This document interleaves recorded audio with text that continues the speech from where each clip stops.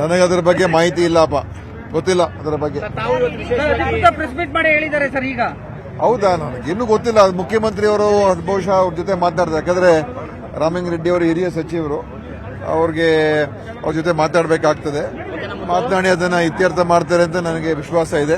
ಯಾಕೆಂದ್ರೆ ಮುಖ್ಯಮಂತ್ರಿ ಅವ್ರಿಗೂ ಬಹಳ ಹತ್ತಿರ ಒಂದು ಸ್ನೇಹನೂ ಇದೆ. ಒಟ್ಟಿಗೆ ದೀರ್ಘಕಾಲ ರಾಜಕಾರಣ ಮಾಡಿದ್ದಾರೆ. ಒಟ್ಟಿಗೆನೆ ಅವರೆಲ್ಲ ಒಂದೇ ಸಲ 89ರಲ್ಲಿ ಶಾಸಕರಾಗಿದ್ದರು.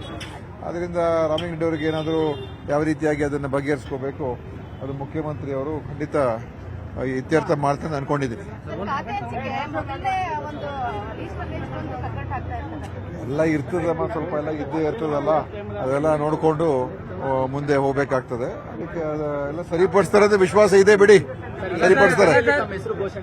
ಯಾವುದು ಇಲ್ಲ ಇಲ್ಲ ಇಲ್ಲ ಇಲ್ಲ, ನಮ್ಗೆ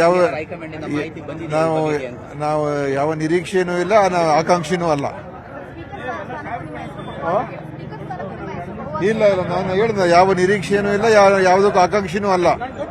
ಯೂತ್ ಕಾಂಗ್ರೆಸ್ ಪಿಸಿಸಿ ಪ್ರೆಸಿಡೆಂಟ್ ಆಗಿ ಕೆಲಸವನ್ನು ಮಾಡಿದಂತ ದಿನೇಶ್ ಗುಂಡೂರಾವ್ ಅವರು ಎಲ್ಲ ರಾಜಕೀಯದಲ್ಲೆಲ್ಲ ಮಾಡಿದ್ವಿ. ನೋಡಪ್ಪ, ನಾವು 3 ವರ್ಷ ಒಳ್ಳೆ ಕೆಲಸ ಮಾಡಿದೀವಿ. ನನಗೂ ಕೂಡ ಒಳ್ಳೆ ಇಲಾಖೆ ಇತ್ತು ಮತ್ತು ಅನೇಕ ಸವಾಲುಗಳು ಕೂಡ ಇತ್ತು. ಅನೇಕ ಸುಧಾರಣೆ ಕ್ರಮಗಳು ಮಾಡಿದ್ದೀವಿ. ಸೊ ನನಗೆ ಆ 3 ವರ್ಷ ನಿಜವಾಗ್ಲೂ ತುಂಬಾ ಒಂದು ಅತ್ಯಂತ ನನಗೆ ಒಂದು ತೃಪ್ತಿಕರವಾದಂಥ ದಿನಗಳಂತ ಹೇಳ್ಬೋದು.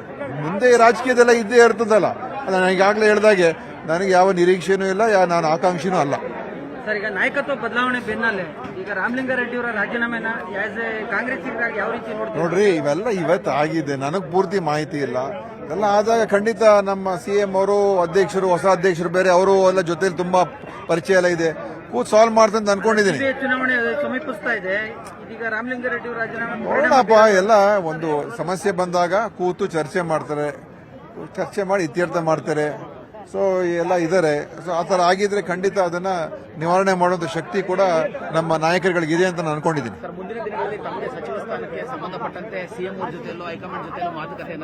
ನೋಡಪ್ಪ, ಈಗಾಗಲೇ ಎಷ್ಟೆಲ್ಲ ಅದನ್ನ ಹೇಳ್ಬೇಕು.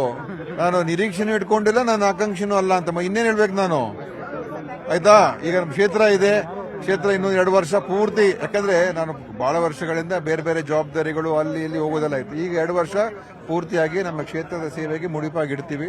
ಎಲ್ಲ ಈಗ ಇಲ್ಲಿ ನಮ್ಮ ಹೆಚ್ಚಿನ ಸಮಯ ಇದಕ್ಕೆ ಕೊಟ್ಟು ಎಲ್ಲ ಕೆಲಸ ಕಾರ್ಯಗಳು ಮಾಡ್ತೀವಿ. ಈಗ ನಿಮ್ಮ ಸ್ನೇಹಿತರು ಕೃಷ್ಣ ಬೈರೇಗೌಡರು ಜಿಬಿಎನ ಸಮರ್ಥವಾಗಿ ನಿಭಾಯಿಸ್ತಾರೆ ಅಂತ ನೋಡಿ. ಇವಾಗ ನಾನು ಅದೆಲ್ಲ ಮಾತಾಡಕ್ ಹೋಗಲ್ಲ. ಮತ್ತು ರಾಮಲಿಂಗಾರೆಡ್ಡಿ ಅವರು ವಿಷಯ ನೀವು ಹೇಳ್ತಾ ಇದ್ದೀರಾ, ಅದನ್ನ ಅವ್ರು ಬಗೆಹರಿಸ್ಕೋಬೇಕು. ಎಲ್ಲ ಸಚಿವರಿಗೂ ಕೂಡ ಎಲ್ಲ ಅರ್ಹತೆಗಳಿದೆ, ಚೆನ್ನಾಗಿ ಕೆಲಸ ಮಾಡ್ತಾರೆ ಅಂತ ಅನ್ಕೊಂಡಿದ್ದೀನಿ. ನಿರ್ಭೀತ, ನಿಷ್ಪಕ್ಷಪಾತ, ವಿಶ್ವಾಸಾರ್ಹ ಸುದ್ದಿಗಳಿಗೆ ಮತ್ತೊಂದು ಹೆಸರಾಗಿರುವ ನ್ಯೂಸ್ 18 ಕನ್ನಡ ಈಗ ಆಪ್ನಲ್ಲೂ ಲಭ್ಯವಿದೆ. ದಯವಿಟ್ಟು ಇಲ್ಲಿರುವ QR ಕೋಡ್ ಸ್ಕ್ಯಾನ್ ಮಾಡಿಕೊಂಡು ಆಪ್ ಡೌನ್ಲೋಡ್ ಮಾಡೋದಕ್ಕೆ ಮರಿಬೇಡಿ. ನಿಮ್ಮ ಬೆಂಬಲ ಹೀಗೆ ಸದಾ ನಮ್ಮೊಂದಿಗಿರಲಿ. ಧನ್ಯವಾದ.